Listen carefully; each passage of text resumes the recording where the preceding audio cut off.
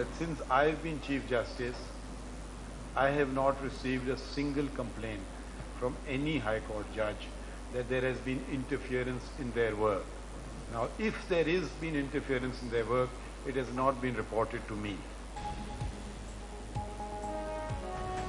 जॾहिं खां chief justice थियो आहियां मुदाख़लत जी का बि शिकायत नाहे मिली। मुदाख़लत कंहिं बि सूरत में बर्दाश्त न कंदासीं। चीफ जस्टिस जो कराची में तकरीबी ख़िताब चवे थो मुदाख़लत जा समूरा वाक़िया संदसि उहिदो संभालण खां अॻु जा आहिनि। सिंध हाई कोर्ट सां मुंहिंजूं यादूं सलाड़ियल आहिनि।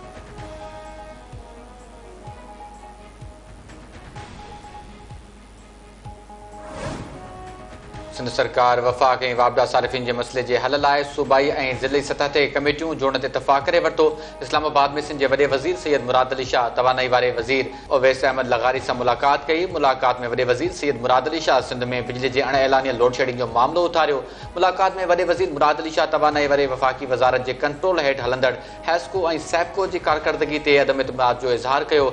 संदसि चवणो त लोड शेडिंग सबबि अवाम परेशान आहे। अवाम खे हैस्को ऐं सैप्को जी नाअहलियत ते नथा छॾे सघूं।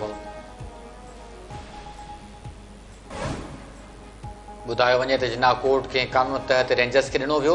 चीफ जस्टिस पारां वफ़ाक़ ऐं सिंध सरकार ते कावड़ जो इज़हार। कराची में रेंजर्स हेडक्वार्टर गवर्नर ऐं सीएम हाउस ॿाहिरां रुकावटूं हटाइण जो हुकुम। सुप्रीम कोर्ट कराची रजिस्ट्री में हद दख़लनि बाबति केस जी ॿुधणी दौरान चीफ जस्टिस काज़ी फ़ाइद साज मार्क्स ने चयो त सिक्योरिटी जे नाले ते रस्ता बंदि न करियो। जेकॾहिं कंहिंखे डपु लॻे थो त उहो कंहिं ॿिए हंधि हलियो वञे।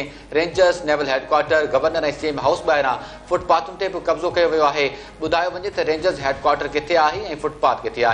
दुनिया में किथे ईअं थींदो आहे त ॿुधायो। सुप्रीम कोर्ट हिक पास ॿिए केस में नस्ला टावर खे नीलाम करे मुतासिरनि खे ज़मीन जी रक़म ॾियण जो हुकुम ॾेई छॾियो। 3 बरसाती नालनि जे मुतासिरनि खे बि अलॉटमेंट लेटर ॾियण जी हिदायत।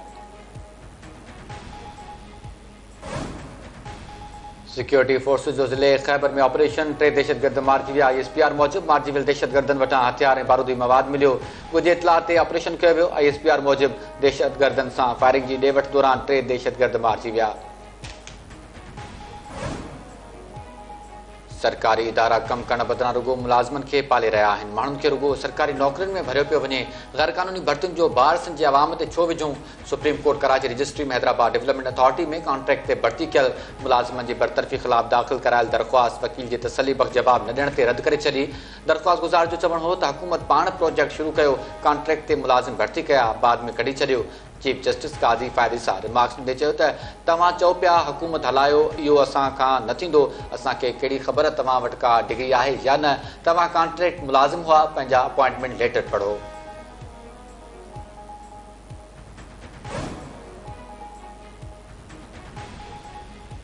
चीफ जस्टिस पारां संदसि सफ़र दौरान रोड खुलियल रखण ऐं ट्रैफ़िक बंदि न करण जी हिदायत। चीफ जस्टिस काज़ी फ़ाइद सां प्रोटोकॉल लाइ मुख़्तसिल गाॾियूं वापसि मोकिले छॾियूं। चीफ जस्टिस जे प्रोटोकॉल लाइ हाणे सिर्फ़ु 2 गाॾियूं रहिजी वयूं। ज़रिए जो चवणु आहे त चीफ जस्टिस जी गाॾी गुज़िरियल ॾींहुं सुप्रीम कोर्ट कराची रजिस्ट्री मां वापसी दौरान मुख़्तलिफ़ सिग्नल्स ते बीहंदी रही। चीफ जस्टिस हिदायत कई त गाॾी जे अॻियां पायलट न रखियो वञे ऐं सफ़र जे दौरान ट्रैफ़िक मामूल मुताबिक़ जारी रहणु घुरिजे।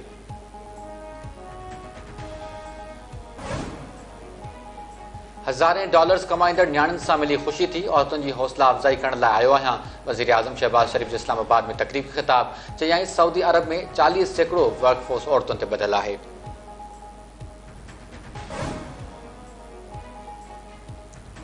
सदर मुमलिकत आसिफ अली ज़रदारी चयो आहे त हुकूमत अवाम खे सिहत जूं सभई सहूलियतूं फ़राहम करण लाइ पुरज़म आहे। साल 2022 दौरान ॿोॾि जी तबाहियुनि सबबि मुल्क में मलेरिया जे केसनि में इज़ाफ़ो थियो। सदर मुमलिकत आसिफ अली ज़रदारी मलेरिया जे आलमी ॾींहं ते पंहिंजे जारी कयल पैगाम में चयो आहे त मलेरिया जो इलाज मुमकिन आहे। मलेरिया ते ज़ाब्तो आणण लाइ सभिनी स्टेक होल्डरनि जूं इज्तमाही कोशिशूं दरकार आहिनि। मलेरिया जो आलमी ॾींहुं आगाही ऐं चैलेंज जो हल कढण लाइ मल्हायो वेंदो आहे। आलमी मलेरिया प्रोग्राम तहत नमल खयल क़दमनि ते अमल लाइ पुरज़म आहियूं। घटि आमदनी वारनि शागिर्दनि लाइ मयारी तालीम मुआशिरे ते वॾो असरु विधो आहे। TCF सां 5 ज़िलनि में 500 स्कूलनि जी तामीर जो मुआहिदो कयो आहे। TCF सां भाईवारे हिकु पाइदार तब्दीली लाइ हाकारी सफ़र जो हिसो आहे। कराची में वॾे वज़ीर सैयद मुराद अली शाह जो तक़रीबी ख़िताब चवे थो रामू मक़सदी एवार्ड फाउंडेशन जो बुनियादु रखण ते भेटा पेश कयूं था। अवाम ख़िदमत जे बावकार एवार्ड खे एशिया जो नोबल एवार्ड सम्झूं था।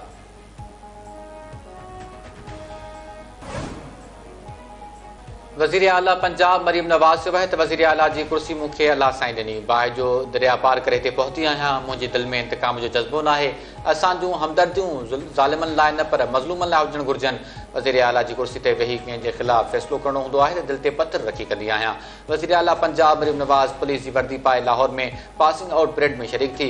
मरीम नवाज़ चयो त पुलिस में औरतुनि खे ड्यूटियुनि ते ॾिसी करे ख़ुशी थींदी आहे। अॼु पहिरियों भेरो पुलिस जी वर्दी पाइण ते अंदाज़ो थियो त हीअ हिकु वॾी ज़िम्मेवारी आहे। घर वञी वालिद सां सॼे ॾींहं जूं सरगर्मियूं शेयर कंदी आहियां। वालिद जे चेहरे ते इत्मिनान ॾिसी लॻंदो आहे त मुंहिंजी महिनत सजाई थी आहे।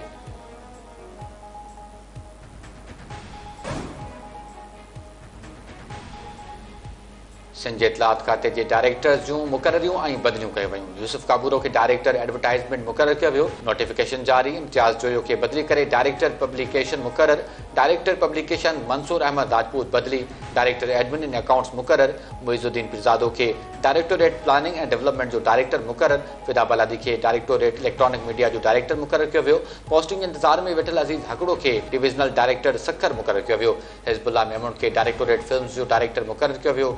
डिप्टी डायरेक्टर मोहम्मद मूसा गोंदल के डिविजनल डायरेक्टर शेख बेनज़ीर आबादी इज़ाफ़ी चार्ज ॾिनी वई। चीफ सेक्रेटरी सिंध जी मंज़ूरी सां सर्विसिस खाते पारां नोटिफिकेशन जारी कयो वियो।